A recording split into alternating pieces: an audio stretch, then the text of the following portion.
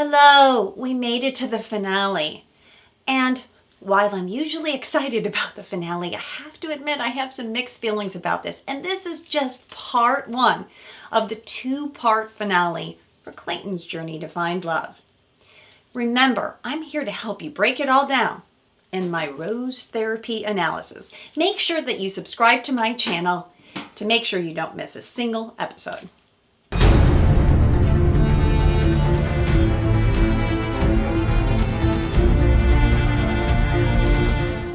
In this video, I want to go back to a more chronological feed today because it helps me keep my thoughts organized. As you can imagine, I've taken pages of notes to help you understand what is it that we're watching here. And if it's hard for even a psychologist to know, I can imagine how hard it was for you to watch it. But the night starts out and Clayton's in a funk, understandably, right? Susie has left. And he's worried, oh my gosh, are the other two women going to leave as well? I'm hurt right now. Bad.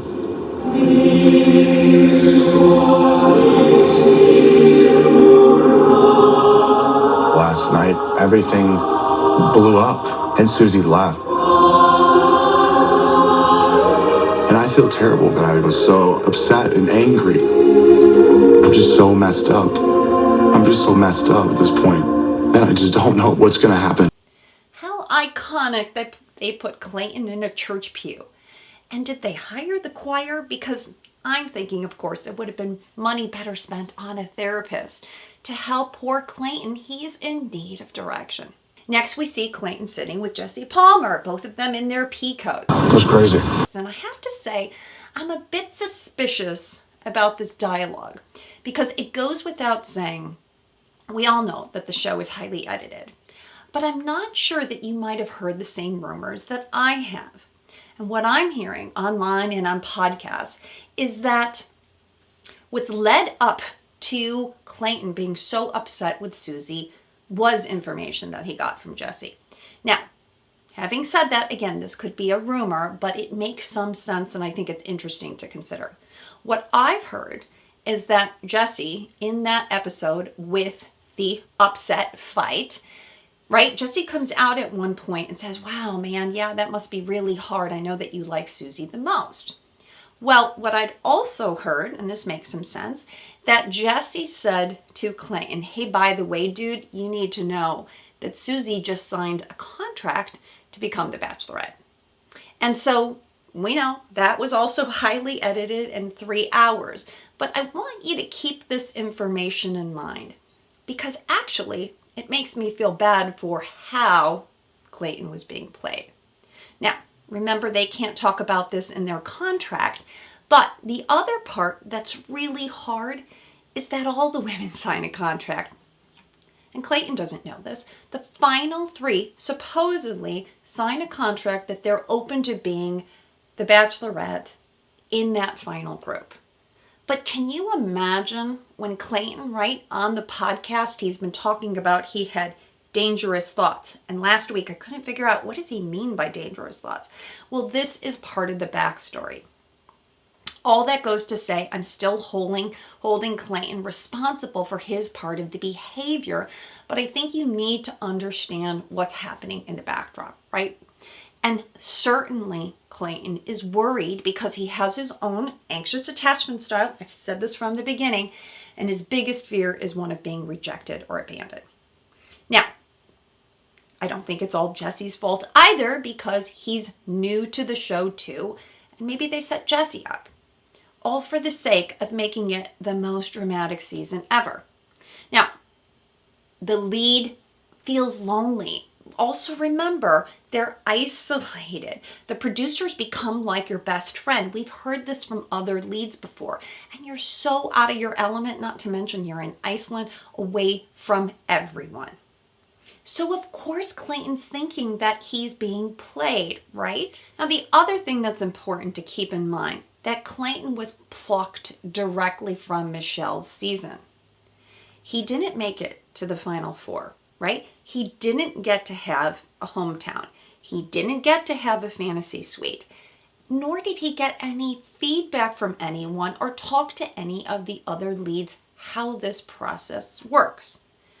And I might say that the producers wanted someone who wasn't spoiled, someone who was eager to find love. And we saw that in Michelle's season, right? With the kids and talking about how much he wanted children of his own.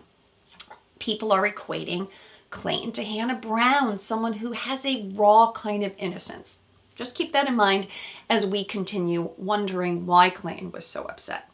Again, no excuses, but I think it's just interesting information to keep in the back. All right, now fast forward to the advice that Jesse gives Clayton. He doesn't really give him any advice, right? But he still says there are 2 women left, and certainly there are. What are you going to do?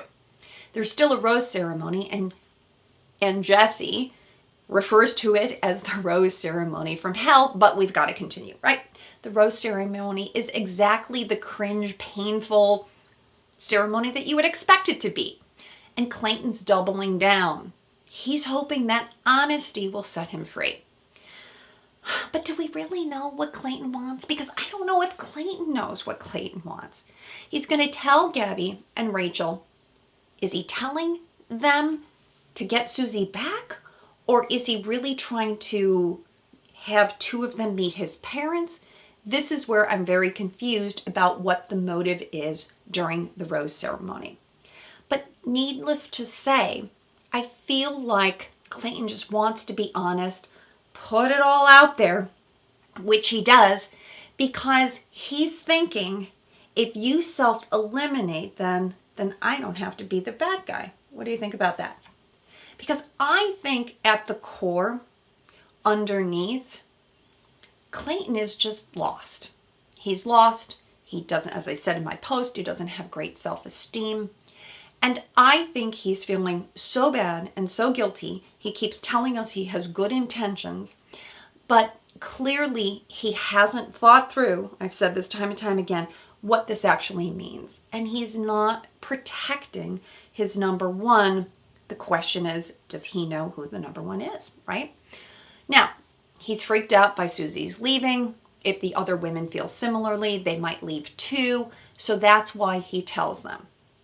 It's a fair question. Who's going to accept me, my flaws and all? And as a psychologist, I would love to know more about Clayton's relationship history, right? We know very little about him. I did my searching, couldn't find a thing. Because everything up to this point suggests to me that Clayton maybe was in this situation before. Can you imagine how maybe in a previous relationship, I said last week that I thought he was low expressive, but then all of a sudden, right, he's like, I got to get this all out. Maybe that didn't work for him, so he's trying out some new skills, and that feels a little sloppy, messy. But maybe he got caught in a lie before, maybe, and so now he's trying to do the opposite, which is just tell everyone everything. But the trouble is, we know that everyone can't handle everything. So here is the scene where I'm thinking, I can't handle the truth. It's just a lot to take in, right? But we can see that his emotions are driven by fear. And so therefore, he really does believe that being honest is the best thing to do. And now, of course, when Gabby and Rachel don't take the news well, Clayton feels even worse. And boy, did they really make that dramatic. With the echoing and both of them crying in stereo, I just thought, poor Clayton, he wanted to get the heck out of there. We've never seen something like this before. And you have to think that, of course, they chose a room like this for this very reason. But his parents are there, right? And he's got to salvage something. You get the sense he feels desperate and he's doing damage control. So Gabby pulls herself together and gives Clayton some great feedback. She says, Clayton, you don't need to tell me everything. I'm fine, Clayton. Gosh, if he had only been able to listen to that. Because Clayton needs to be able to learn how to filter things, right? I've done some posts and a reel on this. I said, caring is sharing, but sometimes caring is not sharing. And Clayton just needs to learn that, right? Now, we don't know how long this whole thing goes on because at one point Rachel's got some white tissue, but then she's got some crappy brown McDonald's tissue. And I am only imagining how long this episode goes on. But the one thing I did want to highlight was really the sweetness that I saw within these two women. In fact, when Gabby and Rachel look at each other like, where's Susie? You get the sense that they're like, oh my God, what if something happened to Susie? And here I felt like this sister bond, the friendships that come out of this franchise, because they're thrown together in this most unusual scenario. No wonder the women and the men talk about becoming best friends. Who the heck else would understand? But I imagine, because Gabby's actually really well spoken, I've been impressed with her this whole time, that can speak words to that. She says to Clayton, Clayton, imagine what it's like to be me. Wow, that was profound. She tells him, Clayton, I don't want to be competing to be the most. I just want to be loved for myself. And so many of Gabby's words can ring true for all of us because we're all frustrated that there's this pecking order somehow. Now, I'm also convinced that when Gabby comes back, it may not be completely for selfish reasons. I thought maybe she's coming back in some ways to help Rachel. Because as I see it, Rachel has more to lose. Rachel is all in on this one. She's talking about her heart being broken. And I saw that deep, deep connection with Rachel and Clayton. So I'd wondered, Gabby being an empathetic person, does she say, I don't want to leave my girl alone. I can handle myself, but I don't want to leave Rachel here. Now, I'm also imagining what's going on for Rachel because we see this, and I thought if there's a bubble above Rachel's head, right? So suddenly Gabby leaves and she's like, oh, and then Gabby comes back and she's like, oh, so what does this mean? First, it's like, oh, good. Does this mean I'm the only one? But did I choose poorly? Do I want to be the only one? And then when she comes back, you sort of see the two of them have this wonderful little moment where Gabby says, right, I'm so sorry I kept you waiting. And I thought, wow, we just need more of this, more empathy, more understanding, more support. And Susie says, no, girl, are you okay? And this, to me, was just the highlight of that moment. Now, fast forward again, we get to Clayton's family visit and the Airbnb commercial. No, the parents didn't pay for the Airbnb in the middle of nowhere. I thought that was actually kind of weird, right? But we just saw an Airbnb commercial after that, so that also made a little bit of sense to me. Now, Clayton, 1 minute he walks in, he's all smiles, but then he's got to tell his parents some pretty cringy things, right? And he does confess the error of his ways. At least Clayton has been illuminated and he is telling them also the truth, right? And then, by the way, Gabby's waiting to come in. Okay, so poor parents have to switch quickly. But let's slow this down and talk about Clayton's family because, as you know, and as a psychologist, I always go back to family, right? Now, Clayton's already described his father in particular as a tough love person and his mother as being more emotional, more warmer. From what we can see, his parents are reasonable. I really like them, right? The dad says all the right things. Hey, you should consider the feeling of the other women. They have a right to be upset. All of this makes sense, right? Every woman wants to feel like she's the one. Okay, good advice. But the parents can't feel good either, right? They've traveled halfway across the world and mom says it best, not what we'd hoped for, right? Dad says, You screwed the pooch, in my opinion. So some things are missing for me here. And that is, now they could have talked about this but edited it out, is that Clayton really is struggling. He needs more clarity. And I felt like the dad had been a little bit harsh on him. He's still asking for help. He asked Jesse for help. He asked his parents for help. What Clayton really needs help is differentiating who each of these women are and who's a better fit for him. And that's where I feel for him because the man is asking, signaling for help, and he's not getting it, right? So again, we don't know if this happened, but with Rachel, right, there's a connection there. Maybe it's more sexuality. He was always very handsy with her. With Gabby, there's a level of playfulness. I think she brings out that fun part in him. Then with Susie, I really feel like Clayton gets to feel like Susie's hero, right? He said that in the clip where, I want to be the good man that renews your faith in men. And he had some really nice dates with her, right? First the yacht and the helicopter and then the gifts. It's almost like Clayton gave her these things out of his own pocketbook, right? But I think he felt in some ways good about himself that he could offer Susie that. Okay, so that's the kind of help. And I don't know if we saw that really Clayton needs. So which of these women is bringing out the best in you? And if you put aside your fear of them leaving you, can you start to pick that apart, right? Because that's the nuance of therapy, and it would have been helpful for Clayton if he had had the advantage to do that, right? That he thought through who is an ideal partner for me, but somehow I don't feel like those conversations happened. Clayton should have done that on his own, certainly. But he is talking about himself as being broken and having trust issues.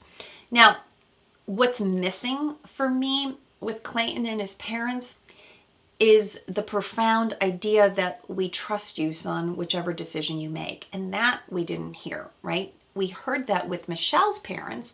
Sweetie, whoever you choose, we're behind you no matter what. You've made good decisions before. But I don't get the sense that this is how this family talks. And Clayton himself said they weren't really good at communicating. So I'm thinking about all of these things. In the moment, they're saying the right things, in particular the dad, right? But what's not being said here? Dad suggests well, Susie, you say that Susie was in love with you, but you got that one wrong too, son. You're grasping at straws in my mind. That's done, gone in history. Now, we all know, and they don't have the power of this, we all know how complicated that story really was. But I just felt for Clayton and wondered that maybe this dynamic was set up where he just never felt good enough with his dad. He never felt like he could get it right. And the way that the brothers, this is online and otherwise, they sort of talk to each other, there's, just a classic kind of guy way. And I'd wondered, is there room, is there space to talk about feelings? And then, of course, you have to wonder, right? Because kids are sponges and pick up on their parents' relationships. It looks like at least the dad is sort of the mouthpiece, right? The mom is behind the scenes talking about caring relationships. But I thought that this was kind of a male-dominant family. And how does that play into the role models and the pressure that Clayton feels? Because here's the thing. I think Clayton grows up in this male-dominated kind of family, but he is emotional. And so where is there space for him to be both, right? And we see this being played out in 100 different ways. His conflict between his feelings and his thoughts. But really, it's like, how do I be a man in this scenario when I don't have clarity myself? So this brings me now. This is how we end there, but it brings us back to the studio audience. And I have to admit, I felt mixed about this too. Sure, it's nice to hear some commentary. I thought Nick Viall had some great things to say. Certainly, Clayton wasn't thinking ahead, right? And to Nick's point, he made a great one, that the information that he loves Susie most is not that Rachel and Gabby aren't previewed to that information. But I also, again, back to Clayton, feel like, wow, so not only is he going to come back on stage and have to confront, 2 or 3 exes if he ends up with no one, but now he's got everyone else in Bachelor Nation and the Bachelor Elite, or the people that also hold power, picking his journey apart. So